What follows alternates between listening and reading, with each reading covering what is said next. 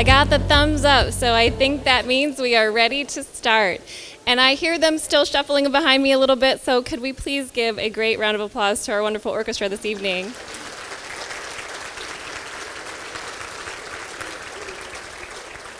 Thank you. We are ready to begin our business meeting. My name is Rebecca DeNovo. I'm the Chief Human Resources Officer of Richwood Bank. I want to start by thanking the Villa Milano and their team for the meal this evening. They have been very easy to work with during all the date changes due to the pandemic, and we are happy to finally get to experience their fantastic facility. I understand last year we were unable to have an in-person session, but a unique shareholder in the box presentation was mailed to everyone. This evening's presentation will be recorded and will be available to review on richwoodbankshares.com. We do have a couple of business items to complete. Copies of the minutes from the meeting held August 17th, 2020 can be requested from Jenny Wolf, Board Secretary. And I would entertain a motion to waive the reading of the minutes. No one wants me to hear me do that. We have a motion by Mark Leibold and a second by Kyle Sofchek. Thank you, Kyle. All in favor of the motion, please signify by saying aye. All opposed, same sign. Hearing none, the motion passes. We have copies of the 2020 audited annual financial report as you exit. Please feel free to pick one up. You will also notice on your table is a card for one of our 2 stockholder gifts this year. Please take the card as you exit and hand it to our team members that are handing out the gifts. And finally, on your table is a survey response card. We would appreciate your responses as we continue to look for ways to make your stockholders meeting a great experience. Please leave the completed survey form on the table and our team will gather them after we adjourn. At this time, I would like to introduce our directors that are also stockholders. I ask that each of them stand to be recognized. Our directors are Chair Joseph Wiley, Dan Anderson, Chad Hoffman, Mark Leibold, Jeffrey Marsh, Darren Skinner, Gene Smith, William Stapleton, Kyle Sofchek, and Maggie Walker. Thank you so much. Please give them a great round of applause.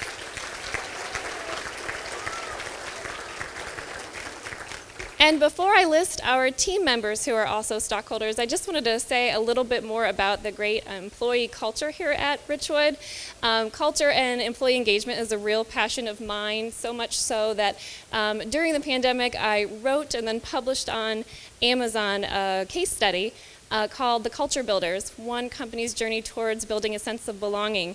And it was all about employee engagement. And I identified 5 main groups that I thought were really key to having a great employee culture and a great company success overall.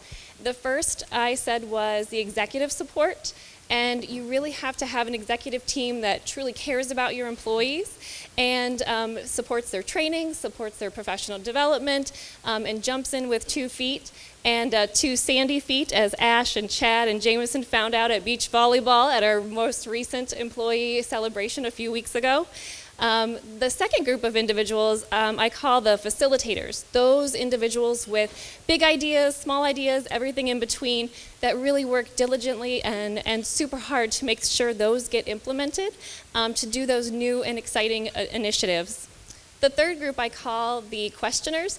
Those are the individuals that get the most out of all of those changes and initiatives. They say, how can we make it better? What else haven't we thought about? What else can we do to get the main benefit out of this change? And finally, the fourth group of individuals I call the cheerleaders. Those are the individuals that love the changes, engage with the changes, and talk about it and get you so excited about it. You know you're really going to get the benefits from it. And finally, the fifth group I call the committees. It might be the executive committees, the management committees, the crew, which we call our engagement committees, and those are really the lifeblood of your culture, right? Culture is living and breathing and growing, and they really showcase what your employees can do and be excited about within your organization. And all 5 of those groups, the executives, the facilitators, the questioners, the cheerleaders, and the committees, I saw here at Richwood Bank. And that's really what made my decision to come here 9 months ago. And I am so excited I did, and I'm so excited for all the things yet up to come. It's a really fantastic group of people.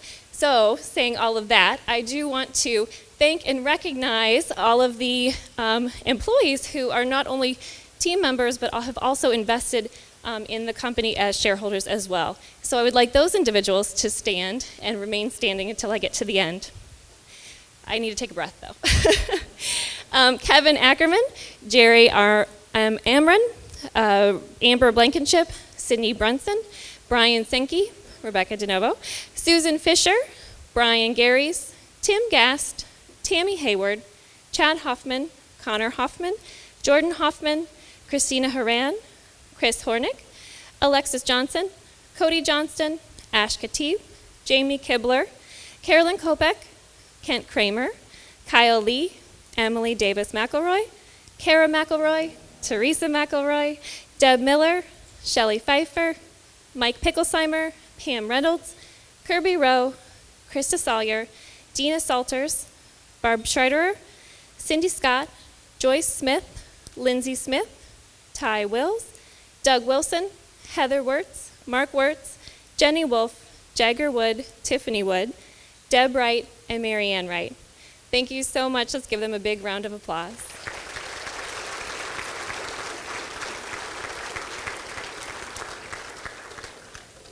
And now I have the distinct pleasure to introduce our first speaker, Heather Wirtz. So Heather is celebrating her 8th year at Richwood Bank and 26th gaining income for helping businesses in creative ways through advertising, writing, and business strategy. Heather enjoys sharing Richwood's remarkable stories through the lens of our team members, customers, families, data, and reports. Currently serving as the Chief Experience Officer, her favorite part of work is empowering more people to be diamonds in a rhinestone world of service. Welcome, Heather.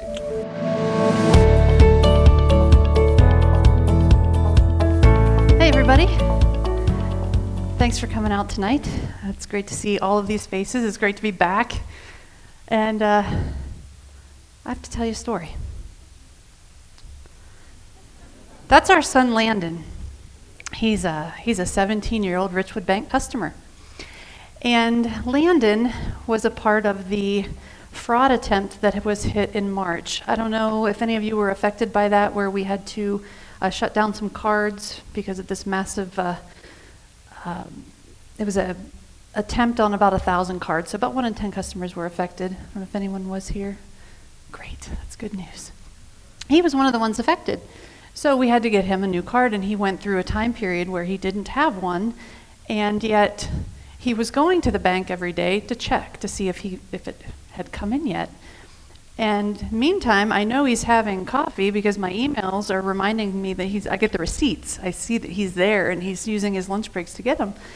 And he's upset that he doesn't have his card yet and he wants money. He's like, I need money and I can't get the ATM. And I said, you're going to the bank every day. Why don't you just go over there and have them give you money? They can do that? I'm like, yeah, you don't have to have your card. It's okay. Well, he thought he had to have a card to get money. So this whole time, he's going and getting coffee. He's not getting money. That's Landon. While our lobbies were closed, everyone had to use the drive-thru. And we actually had to have a meeting to have a discussion to determine if we needed to have directional signs installed in the drive-thru, because the call center was getting too many calls from teenagers not knowing what to do. They would pull into the drive-thru and call and say, help me through this process. So we laugh, I laugh. I shook my head. I thought, oh my gosh, here I am, a bank employee, and my own kid doesn't know you can get money from a bank. Okay. I was 42 years old when I found out why Billie Jean was not his lover. One of my favorite songs as a kid, but I was like, whoa, didn't know that's what it meant. I was in my 30s when I found out that the Washington Redskins actually aren't in Washington and that they're in DC. Very long story.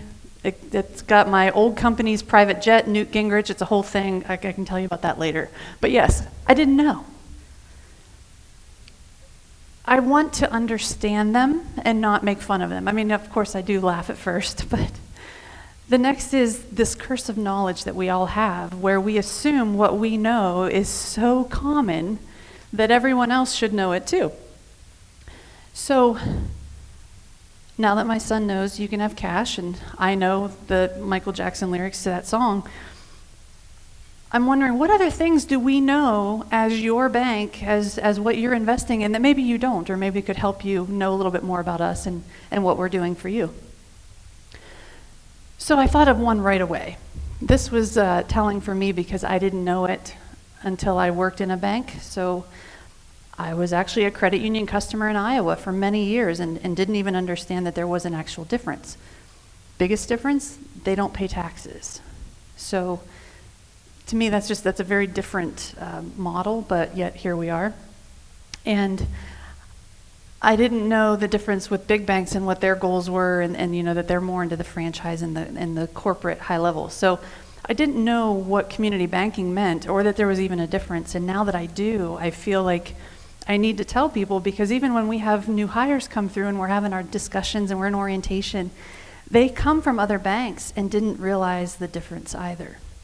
They didn't realize that when a community bank actually makes money, they pay it back into that community that they're actually a part of. So it's a nice circle of life. So here's another thing you guys are going to hear a lot about, and it happened so quickly, we weren't prepared to talk about it. So I want to let you know you're going to hear this a lot. You are now stockholders of a $1 billion bank. Please. $1 billion. But what does that really mean? What does $1 billion mean, and why is that even important? First, let me just stress that for 150 years, 151, Richwood Bank comfortably continued to succeed and work in the communities and grow, always has grown, never gone back, and was respectfully at $500 million, which is something to be very proud of. Very, very nice, steady, comfortable growth. We're $1.1 billion in 37 months. So we doubled the size of the bank in 3 years. So you're wondering, what does that mean? And we ourselves are still reeling with, what does that mean? Because this is a new day. I joked around that it was like a TLC show. You already had a great family, and then poof, you ended up having sextuplets. But does $1 billion mean we have $1 billion? If it did, Ash would let me retire. But no, that does not mean the bank has $1 billion. So that's where that misconception comes in of what you don't know. So it's not that we have $1 billion. It's that we have your $1 billion. We have your trust. We have your assets. We have your checking accounts, your loans, your deposits. We have everything that you are working hard and earning because you deserve to, and you're trusting us. You in our markets have trusted us and given us that confidence that you will want us to take care of you and take care of your money. So you are stockholders of a $1 billion bank. And that means that something is working, something's happening. So our question is what is it, and how can we figure that out, and what can we share with you to help us continue to make this happen? So with it comes a lot of big things. I mean, auditing, regulators. I've heard this newest acronym of the year is now fiducia. Yes, Ash is like, yes. Because it is a larger regulated space, but it also puts us in the top 16 sized banks of the state. And I know that that's also something that makes people a little worried. In fact, we are too. We want to make sure that we keep the magic sauce going. So here's what $1 billion looks like right now. This is, it's not a secret. It's something that we should share with you because we believe this is kind of a validation of what's working. We know we listen. Even today, Becky, you brought up the feedback sheets. We want to hear what you think. We want to know what you liked, what you didn't like, how we can make it better. We do that across our customers and employees. And then we have our 3 main tenets. Does it inspire, protect, or celebrate the communities that we're in? If we can answer yes to any of those, then we look into proceeding with that. And it's not just saying it, it's doing it. So we have to prove that we really, truly mean this. And so we're going to break it down today with those inspire, protect, celebrate. First, this is actually our home. This is Richwood Bank. This is you. This is where our employees live. I live here. This is the area that we cover to have that $1 billion level of confidence. That takes approximately 3,200 businesses and about 14,000 individuals to help us generate that kind of, cooperative gathering of investments earnings. So in the past 18 months, to service that, we're looking at about 10,000 accounts. We've brought on almost 500 new businesses that have chose us to help them with that big endeavor. Over 150,000 phone calls. And more than 5 million transactions passing the money around. And what's crazy is as a $1 billion bank, our collective group of customers passed $3.3 billion through the accounts and the systems in 18 months. So I just hear those numbers and think, this is a big deal. Like we're really helping a lot of people, and I don't know, I get excited because I love being able to help people. When we listen, we send a survey out to everyone, all of our customers, and we asked, how likely are you to refer Richwood Bank to a family or friend? And to me, this question is a very big question because you want to refer someone good to a family or friend.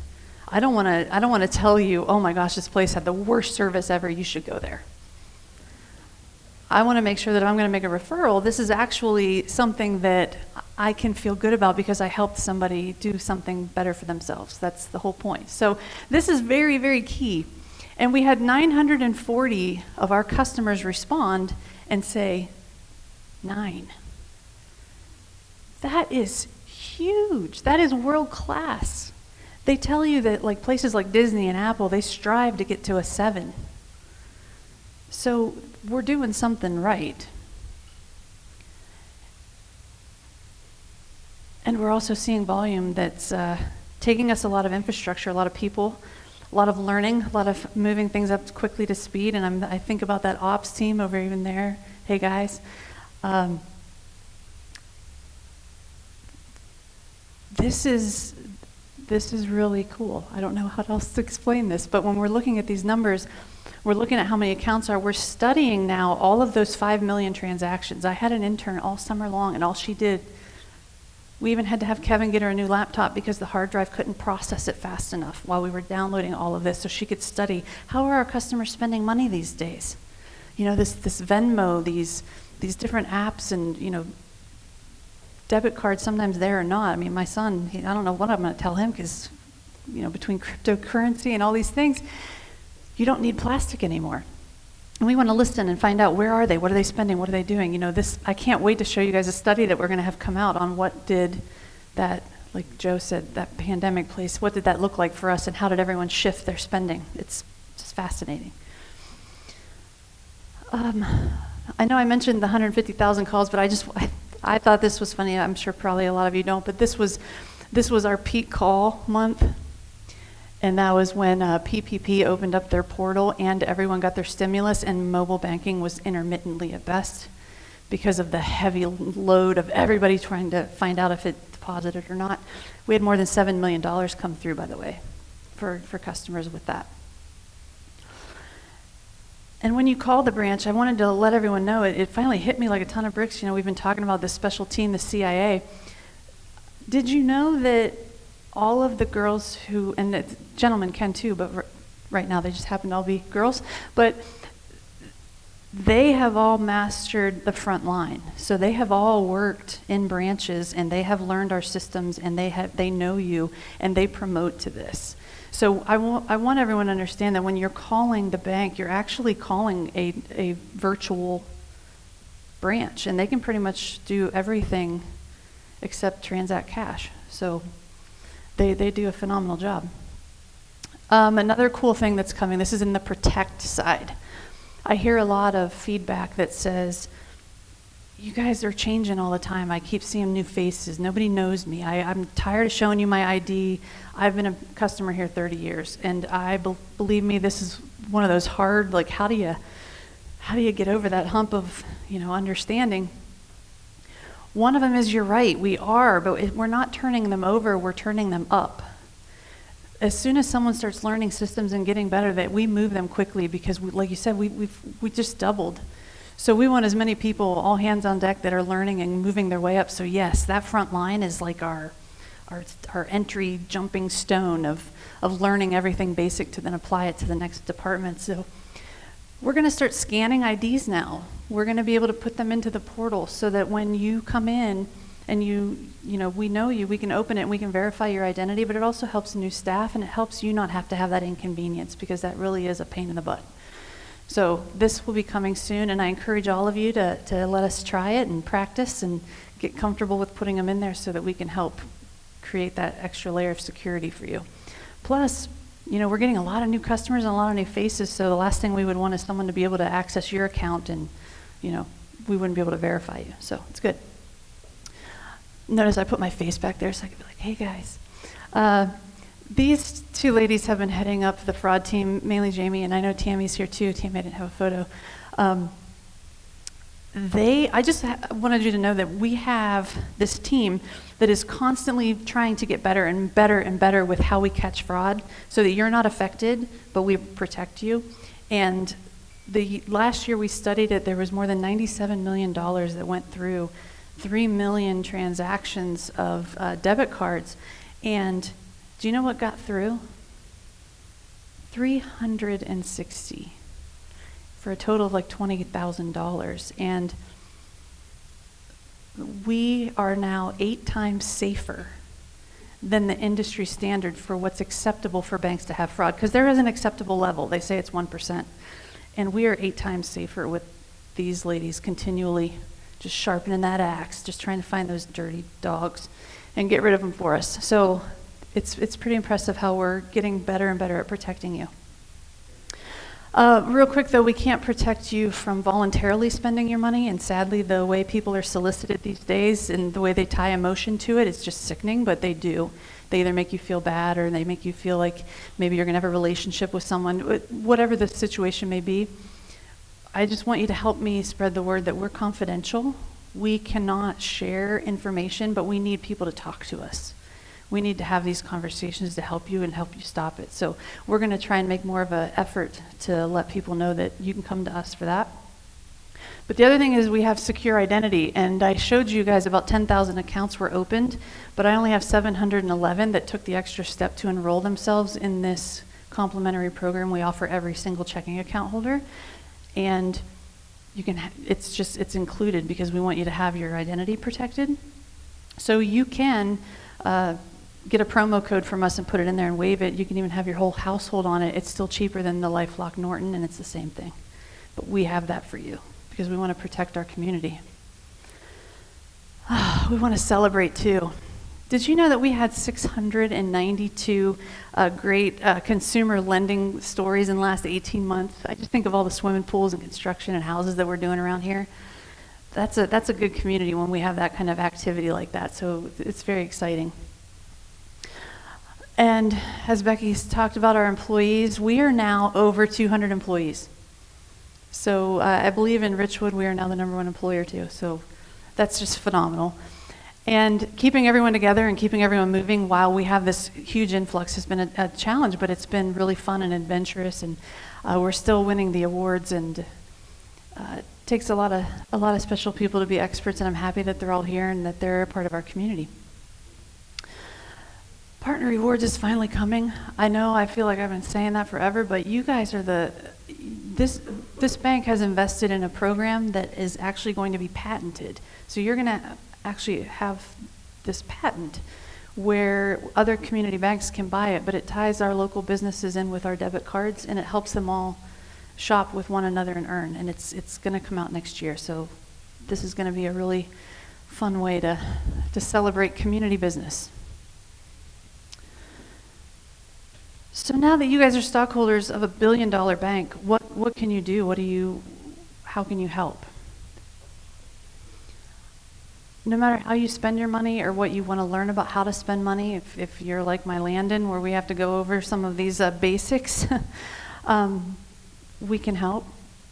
If you're not sure if there are anyone, if someone's coming after your money, let us know, we can help.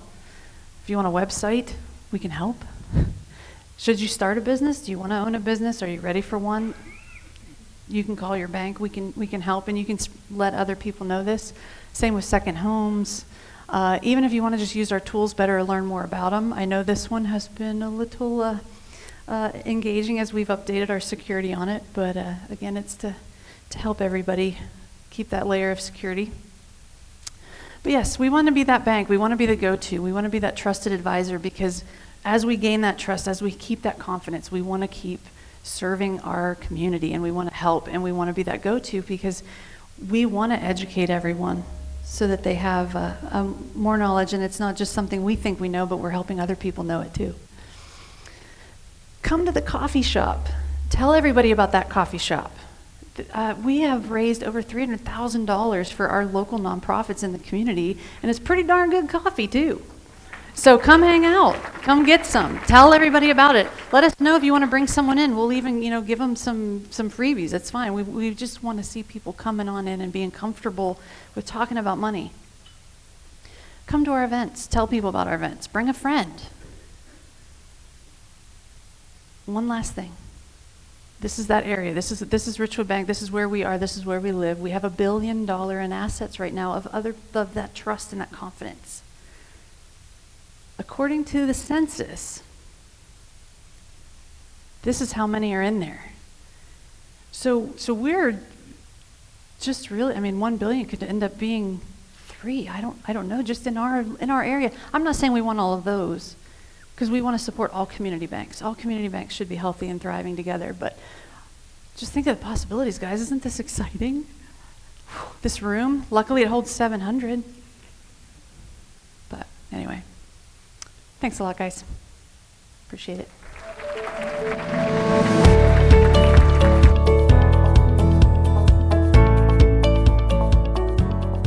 So I'd like to introduce our next group of speakers.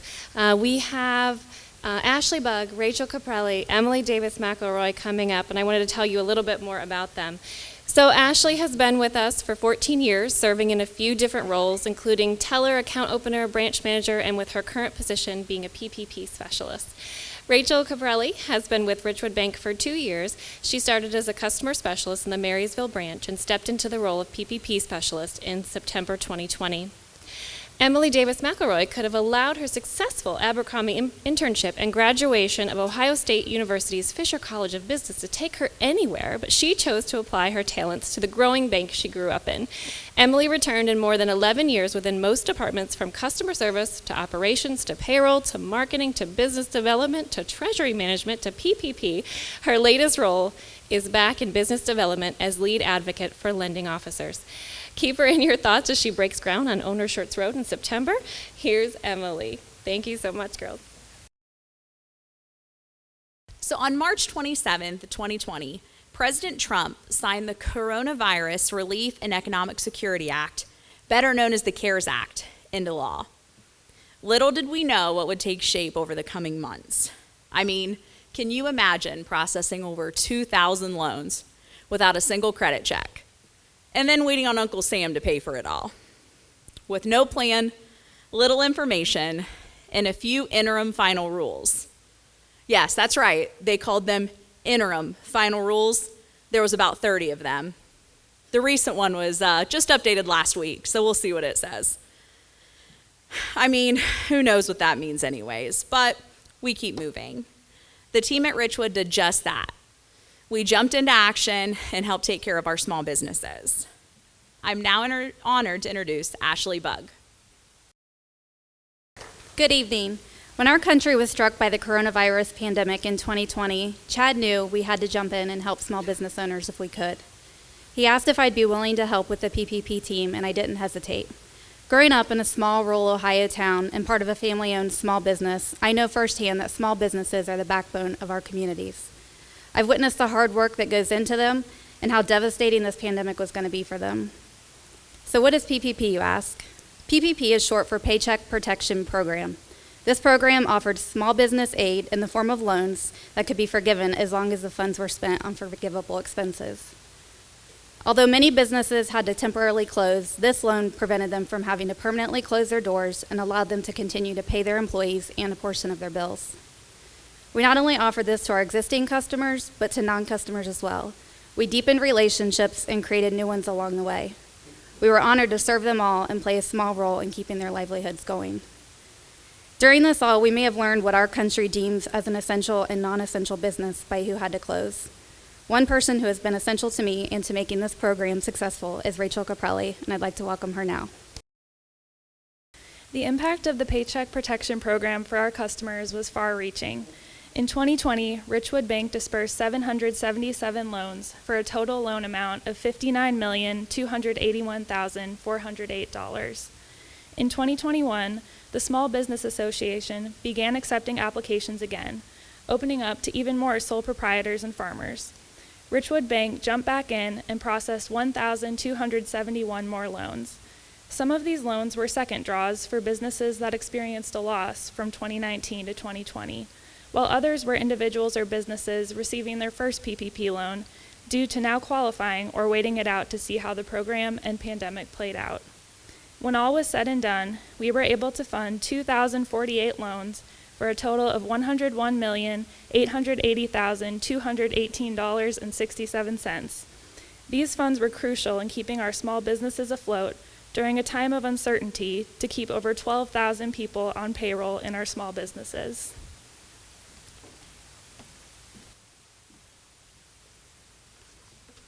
I had the honor of serving in the trenches with these ladies and the PPP team. A team that began with 7 people on Sunday, April 5th, that would later grow to a team of 17.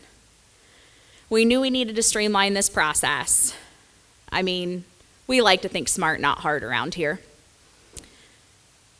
We took advantage of the pause that happened during round 1 and adopted a new software platform, Numerated.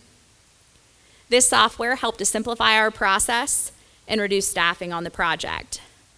Prior to round 2, we had the time, and by time, I mean we buckled in, sat in on webinar after webinar, and mentally prepared ourselves for what round 2 would bring. The addition of Numerated during round 1 allowed us to operate all of round 2 with Rachel and Ashley on the front line, with a few supporting personnel behind the scenes.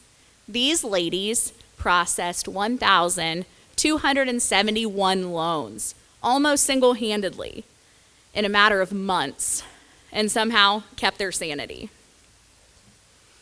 First of all, thank you to Ashley and Rachel. Thank you for staying the course. Thank you to the staff who helped during round 1 and round 2. We couldn't have done it without you. Thank you to our customer information agents, or CIA as we call them. They answered record-breaking call volume during this time. Thank you to the compliance team, who volunteered all of their team members towards the cause. Thank you to the branch staff who supported the PPP efforts with boots on the ground in our markets. Thank you to the payroll team who ran and verified countless reports, all while servicing their day-to-day customers. Thank you to the marketing department for making sure that information got out to the masses. And lastly, thank all of you for believing in Richwood. And for those who have round 2 loans, you should be hearing from us in the next couple weeks as far as forgiveness. But always remember, don't worry about calling us, we'll call you.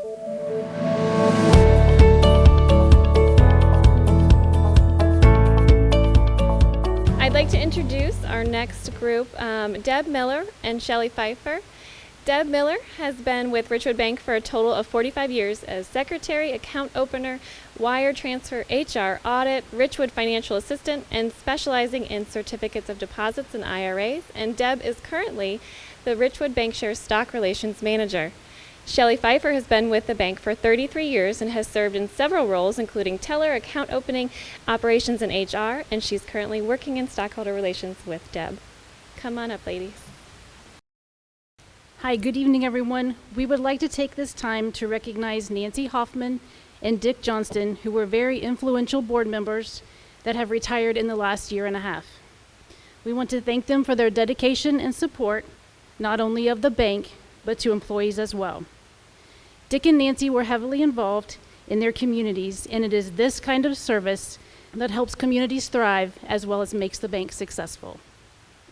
Dick Johnston has served on the board since 1987, and Nancy Hoffman joined the board in 1994, along with becoming president of the bank.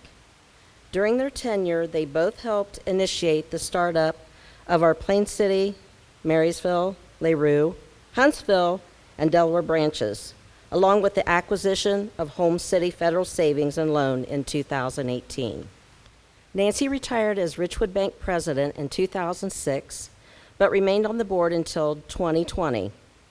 Before Dick's retirement in April of this year, they were both a part of the board's decision to open a branch in Bell Fountain, which just opened in June. Dick and Nancy have been a key part of Richwood Bank's success, and they will be missed beyond measure. At this time, Nancy, if you and your family will come forward, please.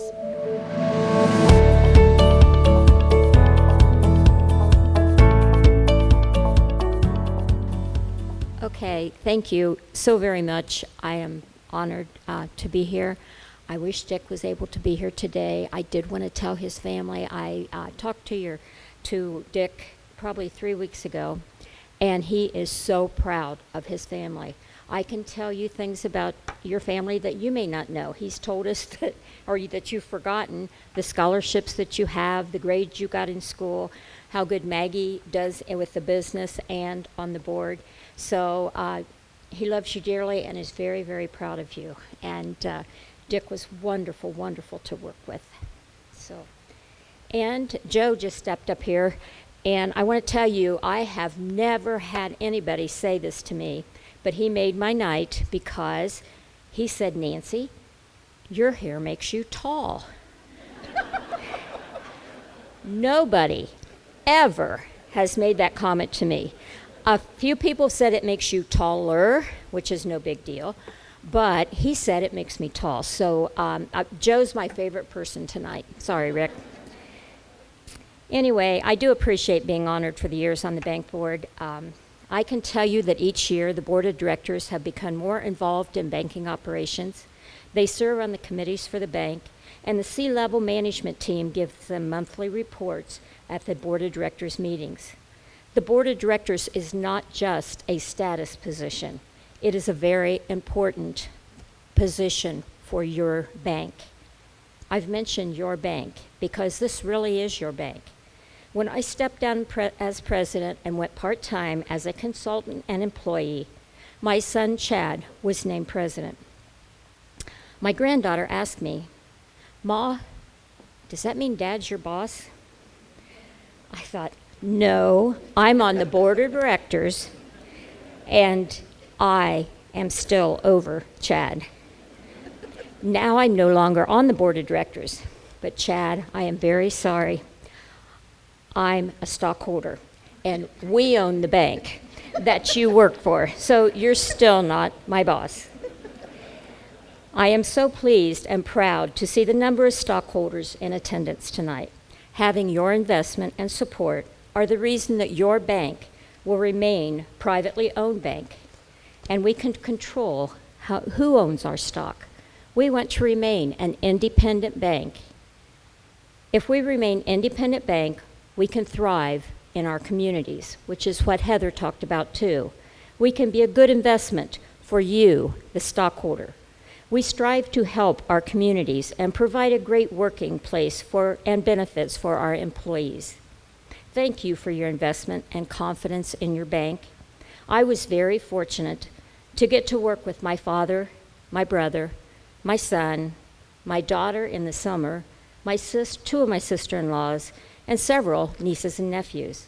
I also had the great pleasure of working with people that I consider part of my family, two of them right behind me.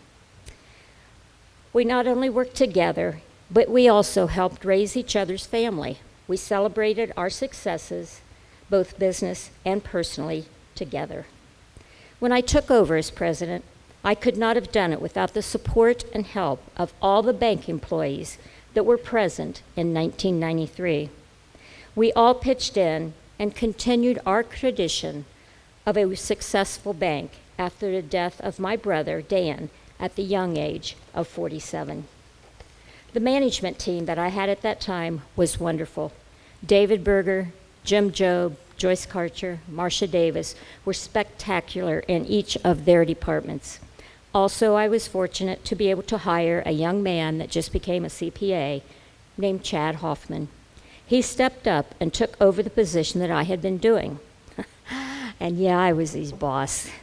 So through all of this transition, the board of directors always supported our staff and management team. When I was young, my dad used to make the comment, "Boy, that was $1 million ring." I'm a little girl, I thought, well, that was the dumbest thing I've ever heard. I did not understand that statement until I got married. I married a farmer. I do understand that statement, Art. We had $1 million ring today, matter of fact. I'd like to introduce my husband, Rick, and if he can come up, please. We've been married 53 years. Rick is my rock and has given me plenty of support, hugs, and compassion as I struggled to adjust to my job as president. I can honestly say we are enjoying our family. We really enjoy spoiling and spending time with our grandkids. We love retirement. I don't know how we ever had time to work. I really enjoyed working with our son, Chad, who I am so proud of the job he is doing for our bank. Our growth has been phenomenal, and he is continually looking to improve your stockholders' investment. And Chad, you have to come up too. I've teased about being Chad's boss. He may never have been my boss, but people used to ask Chad, "Are you Nancy and Rick Huffman's son?" Now they ask, "Are you Chad's parents?" So yes, we are, and we are very proud of it. He's a graduate of Ohio Northern University and has worked for the bank since 1994. Chad's wife, Jody, if she'll come up too, please, graduated Bowling Green and has taught and is now an instructional coach for grades K through 12 for North Union School, the North Union School District. She also is the field supervisor for Ohio State University Marion Branch. Their daughter, Taylor, Dr. Blevins, just received her doctorate of pharmacy at Ohio Northern with a minor in statistics. She is employed as a resident at OSU this year. Connor, who graduated in 3 years from Wright State University with degrees in finance and accounting and a minor in business analytics. He has worked for the bank during summers and spent a year with Deloitte accounting firm. I checked that out right before I came up here. Deloitte accounting firm in Dayton, and now has joined the Richwood Banking Company again. He just took his last CPA test and is waiting for the results. Jordan graduated from North Union High School in the spring of this year and is already an STN nurse and a certified, and I hope get this one right, phlebotomist. She will be attending Capital University to complete her nursing degree and playing volleyball. Jacob Blevins is Taylor's husband. He graduated in 3 years in business from Findlay University. Last but not least, Macy Huffman, who is Connor's wife for almost 2 months now, is working in the call center at the Richwood Bank. She attended Wright State University. I received a call from our daughter, and she says, "Are you going to be upset if I can't come tonight?" And I didn't even know she was coming, and she goes, "Oh yeah, it was going to be a surprise," but she wasn't able to come tonight. She lives in Mason. She did teach 10 years at Hilliard and is now working for the Mason School District.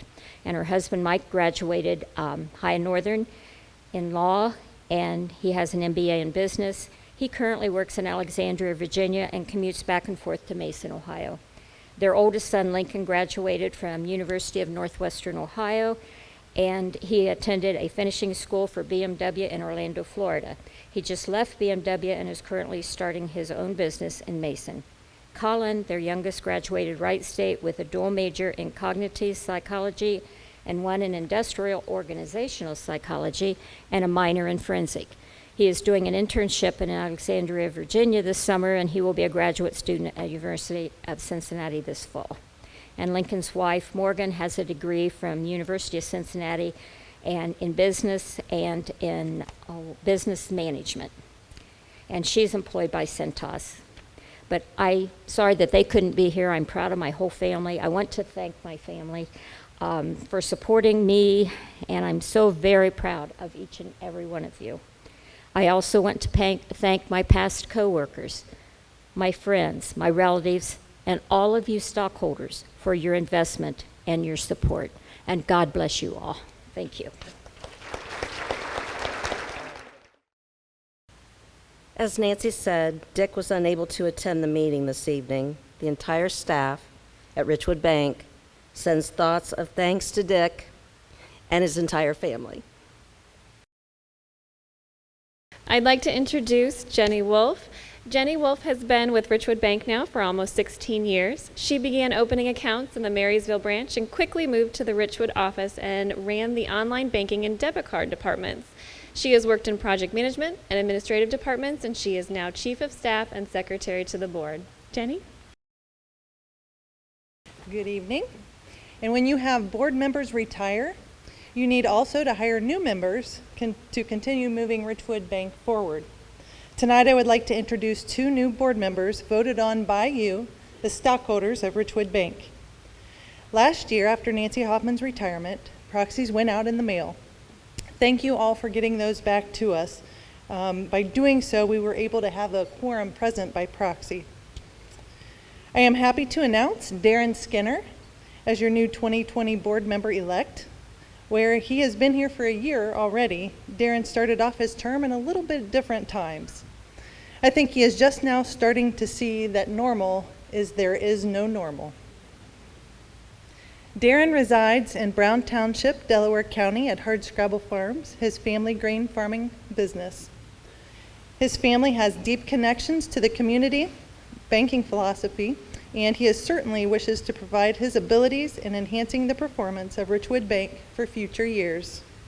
Maggie is a lifelong Richwood Bank customer and shareholder. She is deeply rooted in her community and shares the values and principles that Richwood Bank firmly upholds.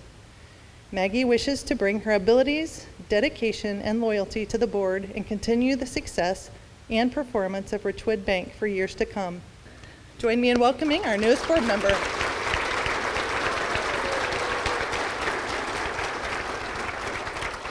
Thank you, and we're very excited to have both of you on the board with us. I would like to introduce our last speaker for the evening, Chad Hoffman. Chad joined Richwood Bank in 1994 and became president and CEO in 2007. As third-generation president of a bank with more than 150 years of history, his vision of playing the infinite game through service mastery has positioned your bank as a constant pillar in the communities we serve.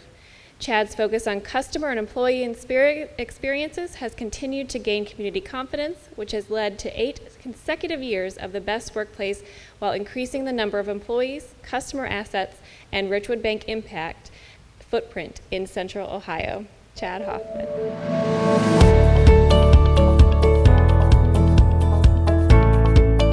Thank you, Becky. I appreciate you running the program this evening. We had a lot of things going on. Thanks to Heather, Rachel, Ashley, Emily, Deb, Shelley, and Jenny for their presentations this evening. I'm very proud of our team at Richwood, and I always love watching them come out of their comfort zones and come up and present to you about their experiences. My sincerest thanks to Nancy and Dick. Richwood Bank would not be where we are today if it wasn't for their leadership and knowledge. They've both displayed over their term as a board member. They have seen it all. They were able to exceed in the good times and persevere in the challenging ones. They both taught me what it meant to be a great board member as well as a community leader. Nancy, also known as Mom, you've left a legacy with Richwood that will never be forgotten. Dick was a mentor from day one and was very supportive of me, but he also challenged me when needed. It was an honor to work for you both. Thank you for your dedication to Richwood. Darren and Maggie, I look forward to working with you to continue the journey that was traversed by your predecessors. The phrase that I think gets used a lot of times right now is, you have large shoes to fill. But I just started a book recently, and the name is Bring Your Own Shoes. And I couldn't agree with the author more. You don't have to worry about filling someone else's shoes. I have no doubt you will add your own unique leadership to our institution. Since I mentioned unique leadership, I'd appreciate if you let me ask just a couple of questions. How do you explain when leaders in similar situations come up with completely different results?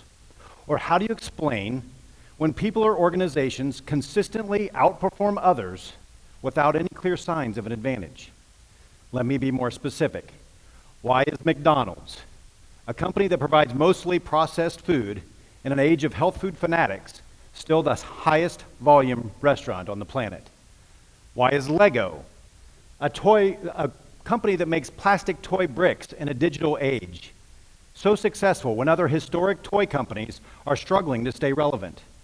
Why is Dwayne Johnson, otherwise known as The Rock, one of the world's highest grossing and highest paid actors, when he started his career as a failed professional football player?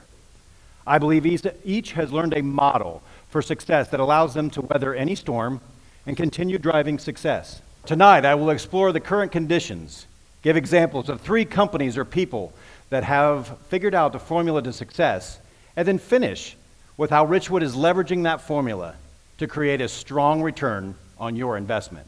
As Heather stated earlier, Richwood has grown exponentially the last few years. Your support as owners has allowed us to create a successful community bank, but we're playing the infinite game of business, and there is no finish line. Our current success is a testament to our past performance, but we can't take it for granted as we're moving forward. The board and leadership of Richwood understands the need to continue the journey to enhance the community banking model.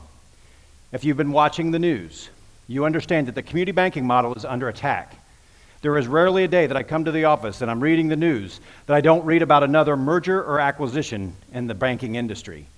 2021 is shaping up to be a record year in bank consolidations. A recent report from Piper Sandler, a merger and acquisitions advisor, states several reasons why there is a surge in the M&A activity and why it will probably continue.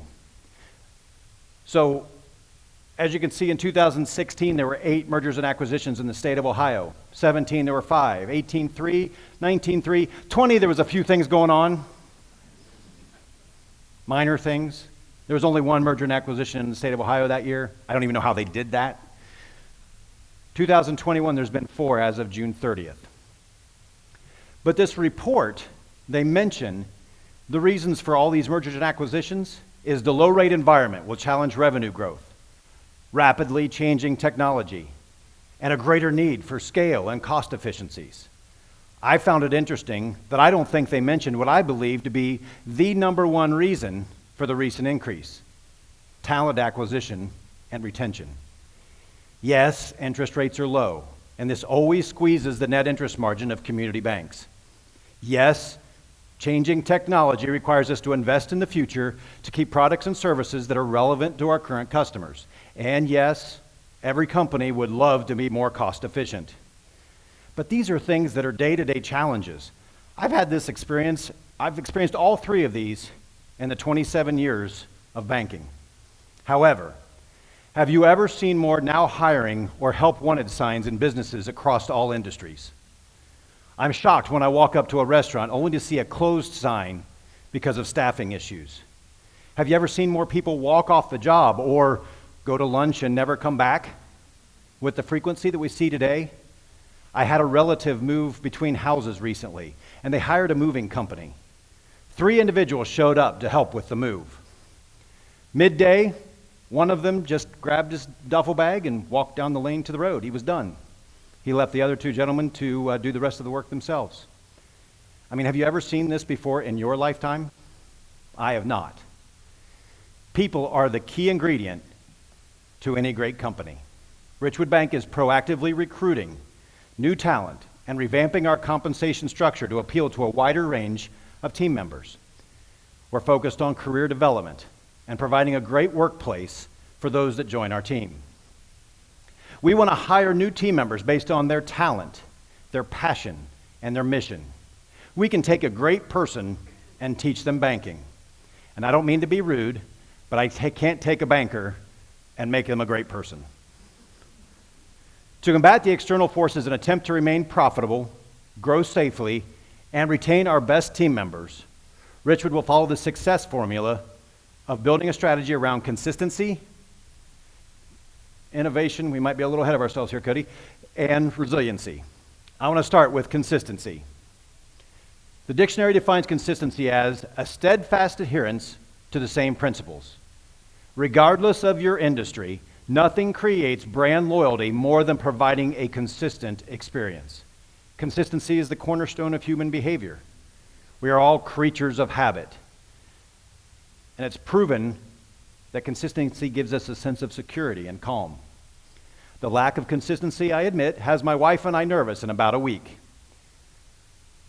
My mother stole a little bit of my thunder here. I was going to explain about my oldest daughter. I was going to explain about my son getting married. They're both out of the house. But here in a week, my youngest leaves to go to college. We're going to be empty nesters. I'm nervous about that.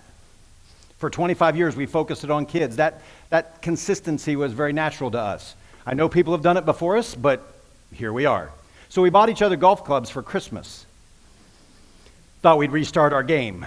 So far this summer, we've been out once. It went better than expected, but I'll just say there's plenty of room for improvement, okay?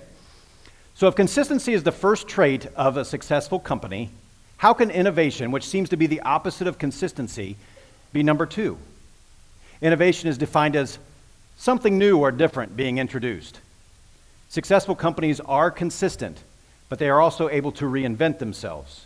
They do a masterful job of blending the old with the new. While consistency is vital, being boring or irrelevant is a death sentence. Just ask consistent companies like Blockbuster, Kodak, or Sears. Their inability to reinvent themselves in a changing world closed their doors. But reinventing yourself doesn't mean you have to trash everything and start over. Those that are successful have proven that you don't have to jump into a new industry. You can reinvent yourself in the industry that you're in. So to continue to do the things that you do well, just do it different than anyone has done it before. I believe if you master the ability to balance consistency and innovation, you will improve the ability to be resilient. But you also need the strategy, dedication, and perseverance to push through valleys and setbacks in this evolution. Resiliency is defined as the ability of an organization to respond or recover readily from a crisis or disruptive process. Many organizations don't have the toughness to take a roadblock and find an opportunity in a situation. The recent pandemic, we don't like to talk about it, but it was a great example of an obstacle for many businesses. Some took the experience and changed to leverage the opportunities that were available. There's a short story about a wise king that had a boulder placed on the main road as you were going in and out of town. For most of the day, busy merchants and wealthy nobles, although greatly irritated, they just made their way around the boulder. Many of them cursed the king for not having it removed. Finally, a vegetable farmer with a small cart came by. Seeing that the boulder was a great obstacle for his fellow merchants with wagons, he decided to try and move the boulder. He pushed and strained, and his fellow travelers watched. Eventually, he was able to clear the boulder from the roadway. As he went back to get his cart, he noticed a money bag where the boulder had been. Inside was a dozen gold coins and a thank you note from the king. This parable was created to show how every obstacle in our path is an opportunity for reward. However, most people just see the obstacle and go the other way. Resiliency sometimes can just mean doing things that others aren't willing to do. Now, when I say that, I don't mean things like eating chocolate-covered grasshoppers or going diving with great white sharks, okay? That's a little extreme. I mean go the extra mile to achieve your goals. So many are thwarted easily from their dreams because of an obstacle or an event that they believe for some reason will derail their journey. The truly successful find their way over, around, or through whatever obstacle they find in their way. So, McDonald's is the world's largest restaurant chain, serving over 69 million customers daily in over 120 countries. That means they serve more people a day than the people in Italy, France, or the United Kingdom. I also found it interesting that McDonald's is the world's largest distributor of toys, with one toy distributed for 20% of all sales. The only place in the lower 48 states that is more than 100 miles from a McDonald's is a barren plain in South Dakota. McDonald's is famous for developing strong, efficient processes and procedures, allowing them to develop customer confidence in a brand. Let me ask, have you ever been traveling a long distance and stopped at a McDonald's because you knew what you were going to get? I mean, a Big Mac is a Big Mac wherever you go, right? But I have never had one that looks like the picture. Having the foundation of consistent processes has allowed McDonald's the flexibility to innovate and to improve their offerings with minimal to no disruption. They've had financial successes introducing things like Egg McMuffins, Chicken McNuggets, and their McCafe drinks. However, did you know that they've had several innovations that didn't quite get off the ground? Here's a couple of innovations you will not see on today's menu. For instance, the Hula Burger. This was a pineapple slice with 2 pieces of cheese on a toasted bun. It was going to be a meat-free sandwich option during Lent. Doesn't that sound tasty? How about the McCrab? Sounds good, doesn't it? This was an attempt at capitalizing on the popularity of crab cakes. The McLobster. It was reminiscent of the traditional lobster rolls you can get on the coast of New England. McDonald's is considered a symbol of globalization and the spread of the American way of life. Along with the challenges of innovation failures like these, its success has made it a frequent target of public debates like obesity, corporate ethics, and pollution.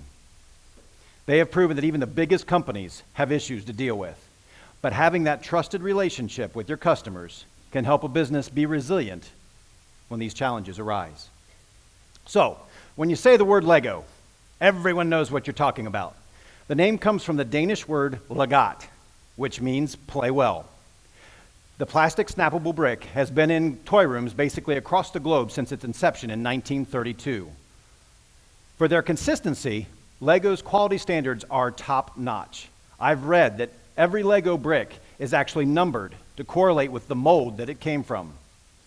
Through this method, Lego has been able to boast one of the most consistent products in history. Pieces as far back as 1958 will still connect with today's Lego bricks. The company has innovated various play sets and developed other components, but the consistency of the actual product has remained the same. Innovation is built into the Lego bricks themselves. They create new pieces to improve their building experience. They also provide different themes and a constant schedule of new and retired sets that keep Lego always fresh and new. But Lego hasn't always been prosperous. They posted their first ever loss in 1998. In 2003, they reported a $238 million loss, and bankruptcy was looming in the foreground. Their struggles began when they started to fear the digital age and ventured into projects that had nothing to do with plastic bricks. They started a clothing line, amusement parks, video games, and jewelry. They had become very confident that customers valued the Lego brand more than the Lego bricks. During this period, they also lost control of their management systems and later found out that they were literally selling sets for less than what it cost to make them. In 2004, the new Lego CEO, Jørgen Vig Knudstorp, say that 3 times fast. I'll tell you what, Jørgen Vig Knudstorp combined creativity and smart management to ultimately save the company. His biggest contribution was letting the fans dictate the designs. Before 2003, Lego did not listen to their customers well. The new leadership focused both on the feedback of the children and the interests of the avid adult fans. Lego proved resiliency when they learned from their mistakes, listened to their customers, and focused again on the experience of the build. 18 years later, they're extremely profitable and have created huge fans in both children and adults alike. Me obviously being one of them. This Disney Lego castle is actually in my office. My final example of a successful mix of consistency, innovation, and resiliency is Dwayne Douglas Johnson, also known as The Rock. Born in California in 1972, he is the son of former professional wrestler Rocky Johnson. His maternal grandfather was also a professional wrestler. One of Johnson's most popular quotes is, "Success isn't always about greatness, it's about consistency. Consistent hard work gains success. Greatness will come." Obviously, he believes in consistency. The Rock is one of those rare individuals that requires little sleep. He allows for 3 to 5 hours of sleep per night. He usually goes to bed around midnight and wakes up somewhere around 4 a.m. on an average day. He works out 6 days a week for about 3 to 4 hours daily. He splits his days into legs, back, shoulders, arms, abs, and chest. He likes to get his workout done in the morning so he can start the day off on the right foot. The average American man consumes 2,700 calories per day. Johnson ingests 5,100 calories per day just to keep up the energy he requires. Yeah, go ahead, eat that. The Rock is considered by many to be the hardest working person in Hollywood. But while he proves his consistency on a day-to-day basis, Johnson has also reinvented himself to stay relevant and successful. He aspired to be a professional football player and entered the 1995 NFL draft, but he went undrafted. He signed into the Canadian Football League, however, was cut in the first season. Shortly after his football disappointment, he began training as a professional wrestler. He secured a contract with the World Wrestling Federation in 1996 and was introduced as Rocky Maivia. This was a mix of his father's and his grandfather's name. He was touted as the first 3-generation professional wrestler and soon began calling himself The Rock. Many have placed him on their Mount Rushmore of pro wrestling, including Hulk Hogan. Jamie, I knew you'd like hearing that. Ric Flair and John Cena. But Johnson knew pro wrestling was not a lifelong venture.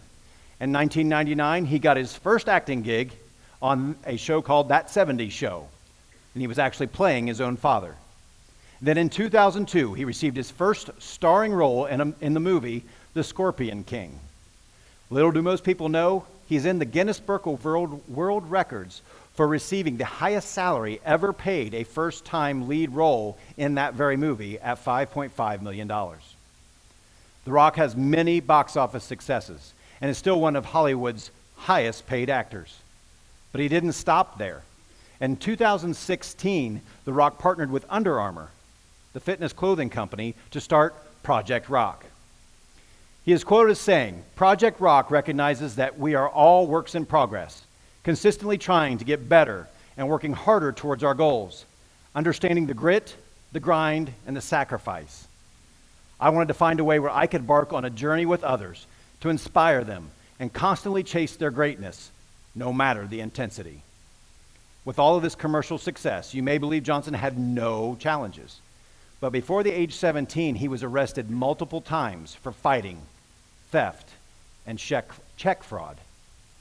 His disappointments in his football career, along with a failed marriage, could have been enough to sideline many individuals. Once again, The Rock uses a common quote. "I'd like to use the hard times in the past to motivate me today." He also says, "If something stands between you and your success, move it. Never be denied." The Rock would definitely have been the vegetable farmer in the earlier parable. But I admit he probably could have moved the boulder a little easier. So we ask ourselves, are we consistent when dealing with others? I believe this is critical to our organization, from the experience we give our customers to the experience we give our team members. Communication must be truthful and forthcoming. So communications. Policies and procedures should be established so that everyone knows what is expected. and we reduce the ambiguity and confusion.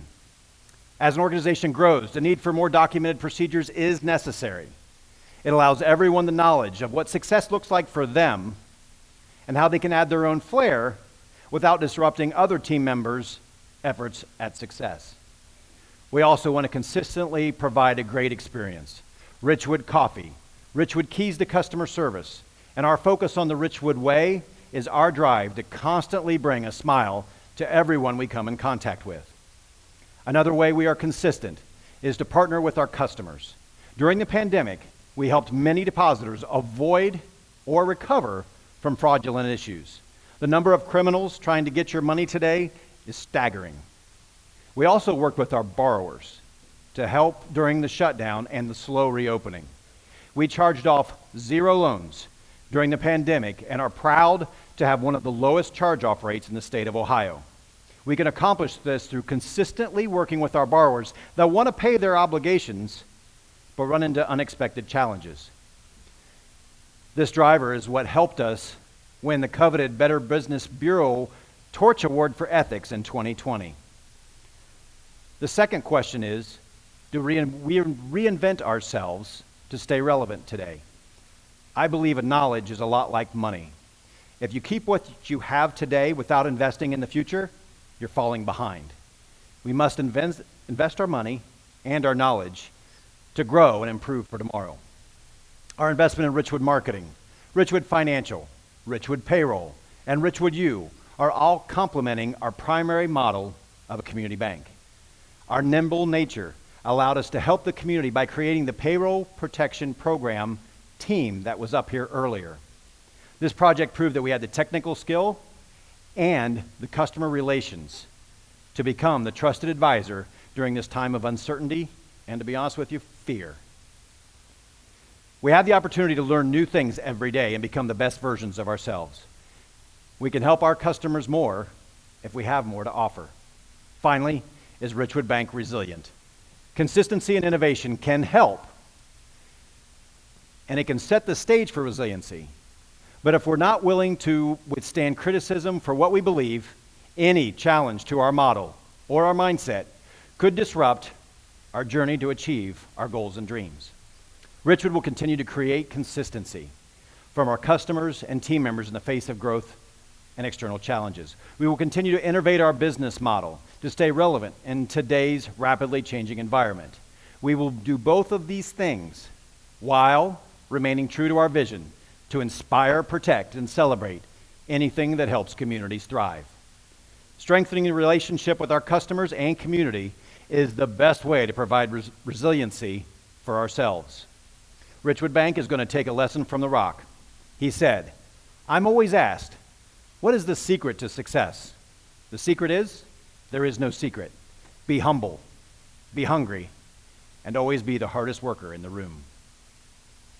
Before I turn things over to our chair, I want to thank you for helping complete our $10 million capital raise that took place in the first quarter of this year. The raise lasted for about 11 weeks, and we were humbled by your continued investment in us. Richwood continues to have no institutional stockholders. We are owned by the community, and this is a core strength that the vast majority of banks do not have. I always say save the best information for last, mostly so you'll stay during my presentation. But the board of directors hires Ed Schmidt with Camel's Consulting to perform a quarterly valuation for our institution. Ed provides a detailed analysis of what our bank would trade for in the market. Thank you, Ed, for your continued efforts. As of December 1st, 2020, a share of Richwood Bank Shares Inc. stock was worth $67.30 per share. In April of 2021, right after the offering, that price increased to $68.15. As of tomorrow, a share of Richwood Bank Inc. stock is worth $70.20 per share. This is an increase of $2.05. Thank you. So far, the return on the share of stock in 2021 has been 9.6% when you include the dividend. I am proud of our team's accomplishments and look forward to working with them to create a community bank that you can be proud of and a return on investment that will keep you interested in Richwood Bank. Mr. Chairman, the floor is yours. Thank you and have a great evening. At this time, I will entertain a motion to adjourn. Jean Parrott Smith, thank you. David Berger, second, thank you. All in favor say aye and have a safe trip home. Thank you.